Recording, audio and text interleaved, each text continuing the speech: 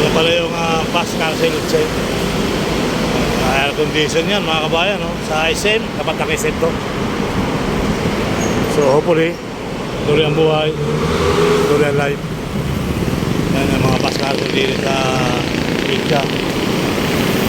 Kasi kumakawin si tatay. Kumakawin si tatay, 71 years old. Bata-bata, 17 pa lang daw siya. So yan po mga kababayan, yung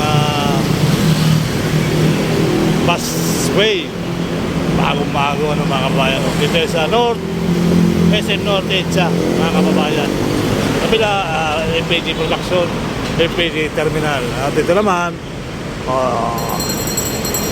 so hopefully tuloy ang buhay, tuloy ang life. Okay, so ayan mga kababayan, doon ang sakayan at doon pa rin ang babaan.